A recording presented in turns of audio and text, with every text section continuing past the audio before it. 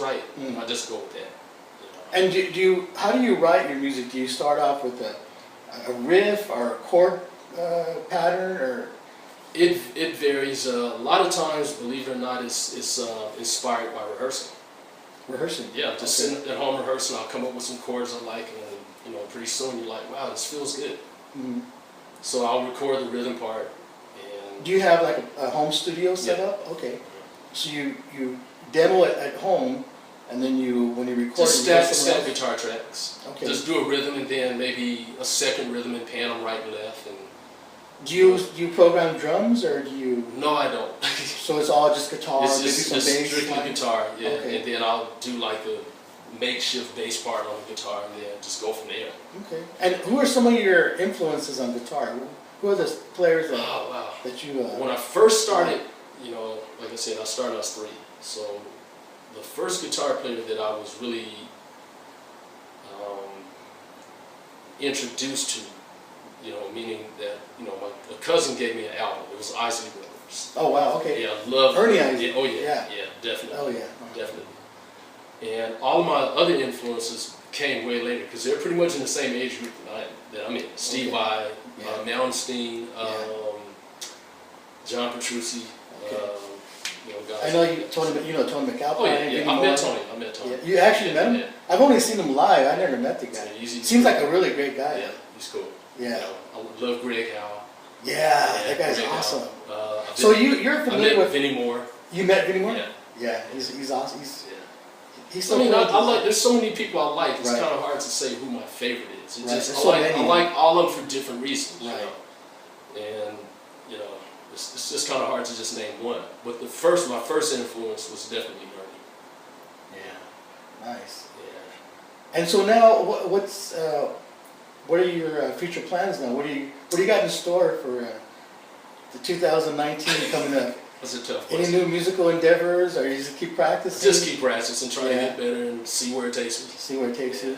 Any plans for new recordings to come out soon? I hope so. Yeah. I hope so.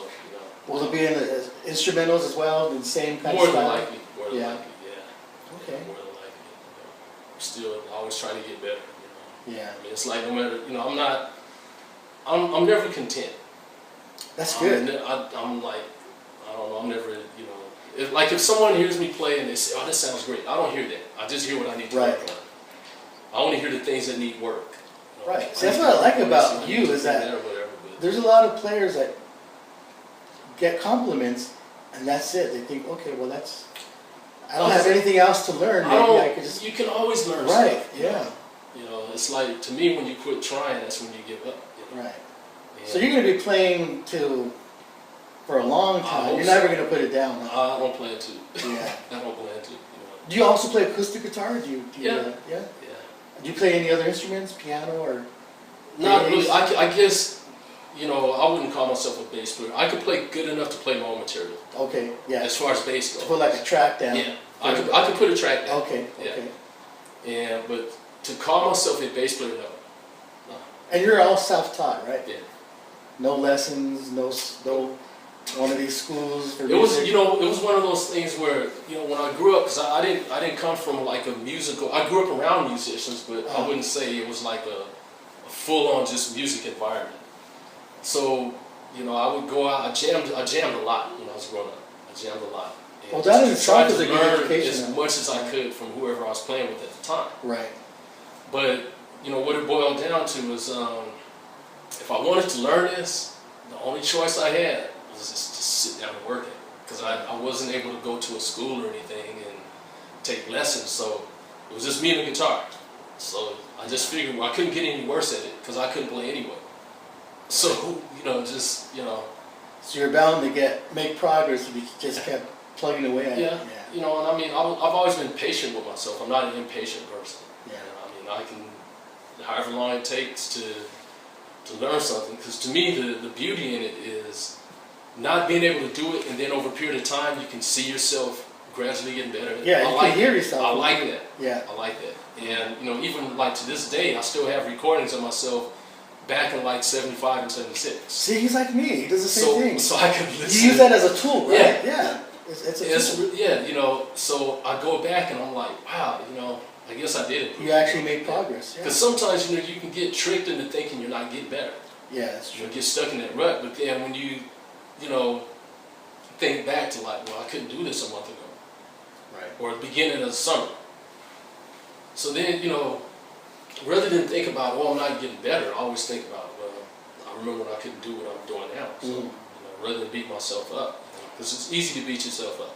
I think we're similar in the ways that we look at the new year, every new year that comes up as a year to make improvements.